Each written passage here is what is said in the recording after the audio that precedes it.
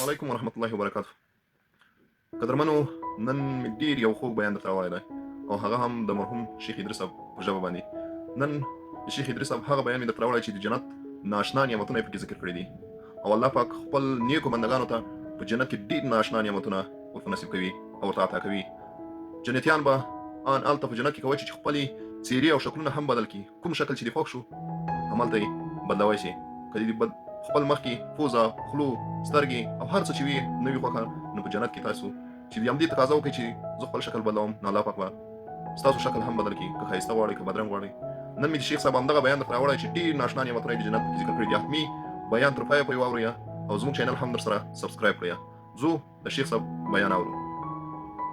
جنت کې به بازار لګي، بازار هغه بازار کې به څه ملاویږي، هغې کې به شکلونه ملاویږي. شکل زه اکثر طالبانو ته دا ویم، په یو سړی د دنیا کم نعمت حاصلول غواړي نو الله تعالی ورکوي. چاله ورکړي، چاله نه، خو چاله خو یې ورکړي که یو سړی د هغه وي بادشاهي نو ډېرو خلکو له الله بادشاهي هم ورکړي.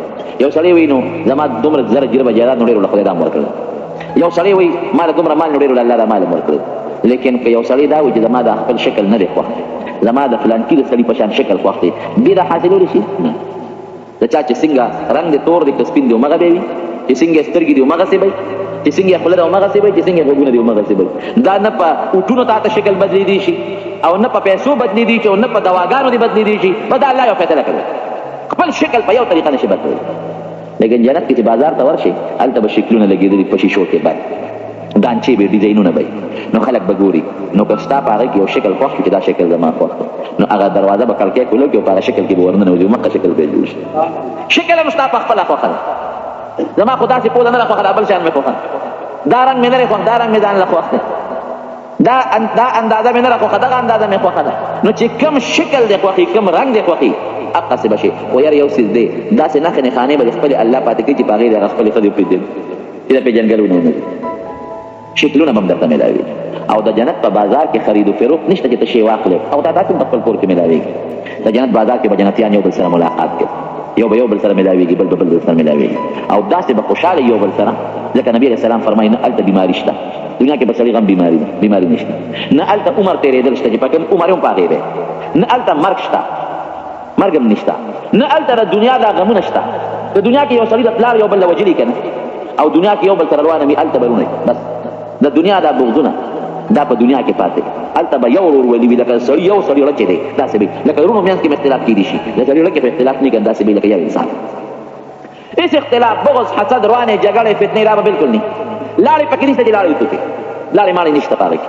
د پوزې دا بلا چې خلک ټوکي دا پکې نشته، لوی او دسماتې نشته، راکوټې او دسماتې نشته. هلته چې سړی موړ شي یو اګرمې به وکړي، د هغې نه به هم داسې خوشبویي لاړه شي چې د دنیا خوشبویي هغې ته نه رسي، بیا به وږي شي. خوله به تې وځي، خو خوله به یې داسې خوشبویي کوي لکه د بهترینو خشته خوشبویان په شان خوشبویان دی. نه به متیارې سړي له ورځي، نه به لوی او دسماتې ورځي، نه پکې لاړې توکل شته او نه پکې نور څه ګندونه مندونه شته. دا قصې پیسې په جنت کې نشته. نو سړی به خوشحاله، همیشه خوشحالي به، نه د ډاکټر ضرورت شته او نه د بل څیز ضرورت شته. او چې کومې محلات دي محلات، نو د کور یو قدرمنو دوستانو، کوم تر دې ځایه بیان اورېدلی، نو حتمي زموږ چینل درسره سبسکرایب کړئ او دا ویډیو هم درسره شیر کړئ تر نورو مسلمانانو پورې ورسېږي او هغه هم له دې اجر نه برخمن شي او په دې ثواب کې به تاسې هم شریکان یاستئ. نو حتمي زموږ چینل درسره سبسکرایب کړئ او بیان پاتې بیان واورئ. بله سرو زرو وي، بله به د سپینو زرو وي. او داسې محلات وایي چې دننه نه به بار ښکاري، بار نه دننه. نو صحابو په زمانه کې خو دا قصې نه وې، هغوی به دا به سیک دی. اوس د تاسو په خپله ولیدل د شیشو دا محلات دي، هغې دننه ناست دي، بار ورته ښکاري، بار نه دننه ښکاري، داسې اعلی محلات. نو چې دوی جنت ته لاړ شي یو بل سره به ملاقات وکړي. نو په هغه ملاقات کې چې کور ته بیا را شي نو ښځې به دوی ته وګوري، نو د دوی به نوره خوشبویي او خشتوالی زیات شوي او د ښځو به د دوی نه زیات هغه خشتوالی ښکاره شوي، زیات شوي به. او په هفته کې یو ورځ لکه څنګه چې زمونږ د دنیا افتر او مونږ د جمعې منځله راځو، ولې په جنت کې شپه نشته، یو شان ورځ دی، یو شان ورځ دی، شپه پکې نشته. حدیث کې راځي دوه او یا ښځې په جنت کې ورکړي، هغې ته حورې وایي، حورې دوه او یا دا د هر انسان او هغه حورې به یې دومره خوبصورت دی. حدیث پاک کې راځي چې د هغې د پنډۍ نلې به بار ښکاري، هغې کوبس کې نه هغه اوبه پکې بار ښکاره کوي او د هغې په سر چې کوم سرپیچکه او لوپټه ده، نبي علیه السلام فرمایي د هغې قیمت د دې ټولې دنیا او دنیا کې چې د هغې نه زیات دی. نبي علیه السلام فرمایي جنتي ښځه چې کومه خوشبویي پورې کوي که د هغې خوشبویۍ دومره اندازه لکه چې په نوک د پاسه یې کېږي، نوک د پاسه خو ډېر معمولي شی راځي، دومره خوشبویي د دنیا ته راله، نو د دنیا د ګوټ ګوټ پورې به دا خوشبویي خوره چې څوک به د خوشبویۍ د لاسه ژوند هم تېر نه کړي. او حدیث پاک کې راځي نبی علیه السلام فرمایي یو جنتي ښځه که د خپل مخ دې دنیا ته راښکاره کړي، یو جنتي ښځه ابه دومره برېښنا کوي لاشرقت صبحات وجهها ما بین المشرق والمغرب، وایي د هغې د مخ دا شغلې او پلوشې به د مشرق نه مغربه پورې د دنیا روښانه کړي. دا الله تعالی جنتیانو نه مقرر کړي. ټول به ځي یو ځای ته چې ډېر د خوشحالۍ ځای ټول به ځي، چاته به د سرو زرو کورسۍ لګېدلي، چاته د سپینو زرو، چاته د نور، چاته د زمرودو، چاته د نورو څیزونو اعلی اعلی کورسۍ به او په هغې به ټول کښېني او څه ته به ځي د رب العالمین دیدار له به ځي چې الله ورته خپل ذات وښایي. نو ټول به ناست دي دې کې رب العالمین به ورته خپل ذات مبارک وښایي خپل لایق شان سره. نو نبی علیه السلام فرمایي چې هغې کې به دونه خوند دي چې کوم جنتي په جنت کې 80,000 کاله د جنت خوشحالۍ تېرې کړي، 80,000 کاله په خپلې وینا کې، نو هغه د 80,000 کالو خوشحالي د الله تعالی د یو سیکنډ په دیدار به تېره شي. دومره د الله په لیدو کې خوند او خوشحالي دي. للذین احسنوا الحسنى والزیاده، کم سړي چې په دنیا کې ښه عمل کړی دی د هغې به الله ولا ښه جزا او ښه بدل هم ورکړي او خپل دیدار به هم ورکوي. نو حدیث پاک کې نبی علیه السلام چې فرمایي نو یو قرات پکې روایت پکې نام چې انا اجزا به، د جنت د جنتیانو د بدلونو نه یو بدل د رب العالمین دیدار هم دی، دې ته به الله تعالی خپل دیدار ورکوي.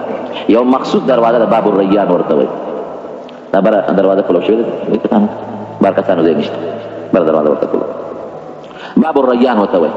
باب الریان ورته ولې وایي؟ دغه ځای به یو خشته نهر مزېداره وله بېږي، نو په دغه وله چې ابه صرف روجهدار به پرې داخلېږي بل څوک نه، نو چې روجهدار په هغه وله ورځي نو د هغې نه به اوبه څښي. نو نبي علیه السلام فرمایي چې یو ځل د هغې ولې نه چې اوبه وڅښلې عمره به بیا تږي نه شي.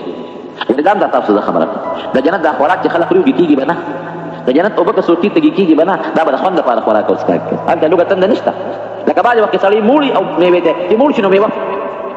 یو صحابي د نبي علیه السلام نه تپوس وکړ، وایي د الله رسوله وی جنت کې به څوک فصلونه کوي، وی او یو سړی وی هغه رب العالمین ته دا درخواست وکړي چې الله زما غنم وتړه شوی د غنم کار، رب العالمین به له تخم ورکړي، نو دې به لږ شي ځمکې له هغه تخم به پکې وکري، نو په رب په سترګه کې به هغه تخم زرغون هم شي، ابه کامیاب هم شي، ابه لو هم شي او د هغې نه به ډېري ډېري غنم هم جدا شي. الله به ورته وفرمایي وایي واله ای بني آدمه ستا خېټه په یو شي نه ډکېږي، ټول غنم څه کوي د خدای نیت تیار ډوډۍ در راځي په غنمو څه کوي تیار دسترخوان به راځي. او ګوره دنیا کې خو چې سړی عامه ډوډۍ خوري نو هغه سړی هر څه خوري، خو چې دې مېلمه شو د مېلمستیا ډوډۍ بل شی دی. نو جنت کې به هر وخت چې سړی خوراک کوي نو هر وخت به مېلمه عامه ډوډۍ به نه، د مېلمستیا خوراک واجب دی هر وخت به جنت کې مېلمه، او مېلمه به د چې مېلمه به د رب العالمین نزلا من غفور رحیم، هر وخت به خوراک د مېلمستیا به د الله د بل چا باندې، نو چې د مېلمستیا خوراک دی او وین د رب العالمین او د غیر الله تعالی لګره. نو خبره مې ورونو دې پورې کوله چې د جنت دغه خوشحالۍ دي، لیکن یو سیکنډ چې د الله تعالی دیدار وکړي د جنت دا او 1,000 کالو خوشحالۍ به درنه هېره شي او د الله تعالی هغه دیدار په دې روجو باندې ملاوي. نو دا یو ډېره مبارک او د برکت میاشت در باندې رب العالمین راوستې ورونو دې نه فایده واخلئ. یو دا مهرباني وکړئ چې روژه ونیسئ او په روژه کې عبادت کوئ د الله تعالی، د ګناه نه پټې ګورې ځان وساتئ او عبادت سره یو تلاوت د قرآن حکیم کوئ، څومره چې موس کېږي د قرآن حکیم تلاوت کوئ او په تعالی په ناظره قرآن شریف نه درځي نو قل هو الله احد سورې اخلاص خو هر مسلمان ته یاد دی، هغې تلاوت کوئ. د قرآن شریف د تلاوت نه د الله په دربار کې بهترین څیز بل نشته، د ټولو ذکر او اذکار نه د قرآن حکیم تلاوت الله ته زیات خوښ دی، دې کې ډېر لوی اجر دی. او چې د قرآن حکیم تلاوت باندې ستړی شي نو بیا عام ذکر او اذکار کوه، لا اله الا الله وایه، سبحان الله والحمد لله ولا اله الا الله والله اکبر دا وایه، لا حول ولا قوة الا بالله دا وایه. څومره ذکر او اذکار درود شریف په نبي علیه السلام دا خامخا وایه، دې کې تاسو ډېره فایده ده. قدرمنو دوستانو ویډیو مو ولیدله نو دا ویډیو حتمي در سره شیر کړئ تر څو نور مسلمانانو ته ورسیږي او زموږ چینل هم در سره سبسکرایب کړئ او د نوټیفیکیشن علامه فعاله کړئ تر څو زموږ راتلونکي ویډیوګانې هم تر تاسو پورې در ورسیږي. دا زموږ د نن ورځې ویډیو. والسلام.